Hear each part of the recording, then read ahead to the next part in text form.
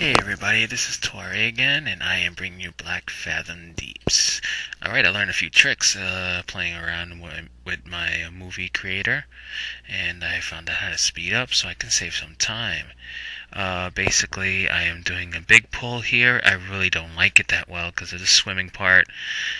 Swimming's not one of my favorite things in the game, but if you're new to this, I basically do mass pull.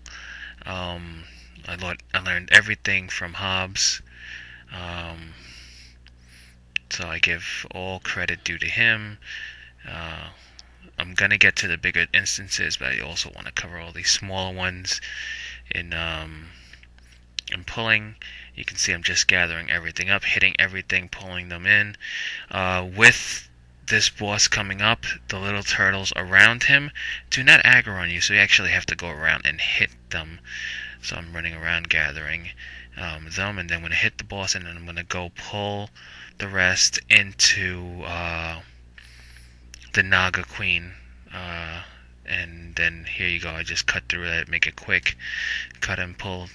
I grabbed everything that was in the water, and then came over here, grabbed some, and I'm going to pull them towards the queen and then kill.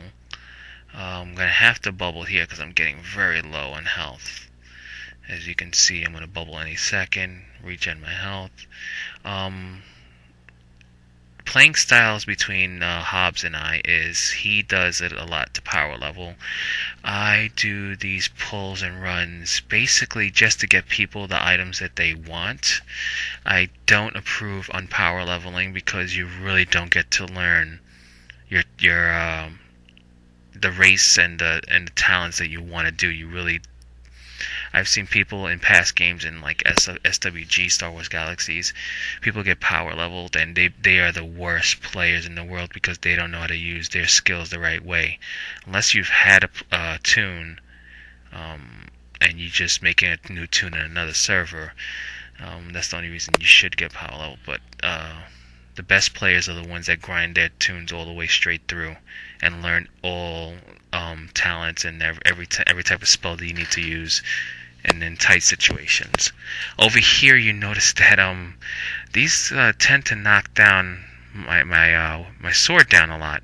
So what I do is I can hit just as hard with my fist than with a sword because it's been knocked down out of my hand so many times that my own arm is maxed out already, which is good because I can handle my own. And I rather sometimes use the bare knuckle because you never know when you're going to be unarmed. Here you can see I'm doing a mass pull. It's like every Naga that's coming through and it's coming down, and a Murloc. And you see me bubble up real quick, heal myself up. I got about maybe 30 or 40 guys pounding on me, and some casters, about maybe 10 casters in the back shooting at me. You see all the numbers going up, which is very insane. It was pretty fun doing this. It's not one of my favorite instances. Once again, because of the swimming. You see me just finishing them off. I bypassed the whole looting thing because the looting is what takes longer. It takes a lot longer to loot than to finish the whole instance. It's insane, the looting process. Even with the auto loot, it still takes forever. And then you have to get rid of the garbage to make room for the loots. I also will put the blues that I got from this instance at the end of the film. Also, a picture of my talent tree. It needs to be a little updated. I put a couple more points in. Over here, these are the guys. At first, when I first did this instance, these guys were so hard, but I did it at the level as you're supposed to do it. Even tanking them at that time, they were pain in the butt. But now when I come back, it's like revenge time. I know a lot of you guys say, "Oh, when I get to the right level, I'm gonna come back. I'm gonna kick all your asses big time. You're all gonna be mine." And of course, I had to do it, and revenge was sweet because I pulled them all at one time. As you can see, I'm just dropping them one after another. One thing, if you never did this before, there is the boss. If you're about the level for the instance, or slightly above the level for the instance, be careful with the boss. If you go straight for the boss, everything in the room does aggro you. So the best thing to do is, there's a trick with casters. If you go behind a wall, the casters will stop casting and come towards you. So what you do is you hit them and you come behind this little wall that's right here, and they will come towards you. But what I did was, I just gathered them all up from the beginning of the room, brought them all the way to the boss, killed all the melee guys, all the hand-to-hand weapon guys, and you see that the boss is now aggroed on me. Killed everything real quick. Once everything was dead, I ran outside right behind the wall. All the casters had to stop attacking me, and what they did was they followed me, and they started, and that's your chance to do close area, especially if you're a horde and you're a blood elf mage. I mean a blood elf, any type of blood elf. You can do the arcane torrent, and it mutes them for a second, so they all have to do melee, so they have to come to you closer anyway.